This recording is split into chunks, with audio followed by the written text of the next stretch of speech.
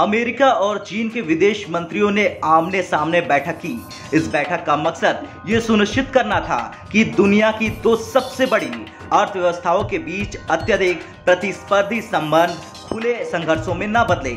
इतना ही नहीं, इस बैठक में चीनी विदेश मंत्री वांग यी और अमेरिकी विदेश मंत्री एंटनी ब्लिंकन ने खुलकर ताइवान के मसले को लेकर भी चर्चा की।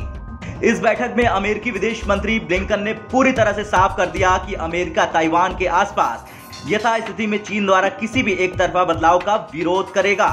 इसके बाद चीन ने बयान जारी किया और कहा कि ताइवान की यथास्थिति में बदलाव के लिए चीन को दोषी ठहराना संयुक्त राज्य अमेरिका को गुमराह कर रहा है। यह कहते हुए ये ताइवान में स्वतंत्रता समर्थक ताकतों के लिए मिलीभगत और समर्थन है। इसके तुरंत बाद फिर से अमेरिका ने पलटवार किया और कहा कि अमेरिका ताइवान और हिंद प्रशांत क्षेत्र में चीन की बढ़ती आक्रामक कार्रवाई पर चिंता व्यक्त करता है। इसके साथ ही साथ उसने ताइवान की मदद के लिए अपनी प्रतिबद्धता एक बार फिर जताई। चलिए अब आपको बताते हैं कि ब्लिंकन ने बैठक में क्या कहा।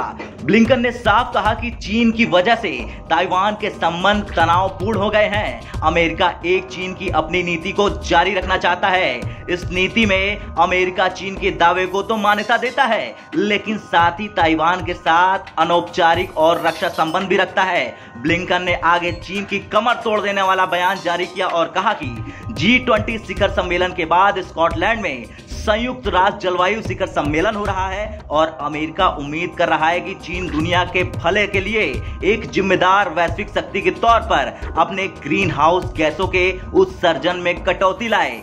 दोनों नेताओं के बीच हुई वार्ता के दौरान कारोबार पर विस्तार से चर्चा नहीं हुई और बातचीत मुख्यतः राजनीतिक विषयों पर ही केंद्रित रहा। दोनों नेताओं ने व्यापार के मुद्दे पर बात तक नहीं की और न ही चीन के हाल में परमाणु संपन्न हाइपरसोनिक मिसाइल के परीक्षण पर चर्चा की गई।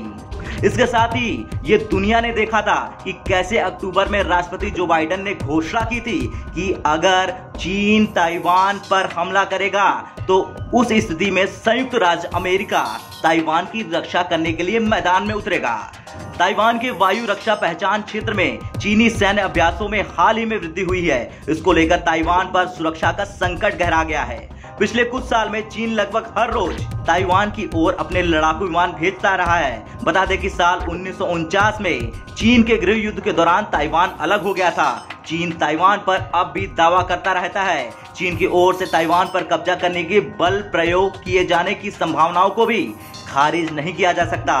बीजिंग अंतर्राष्ट्रीय संबंधों में ताइवान के शामिल होने का पूरा विरोध करता है।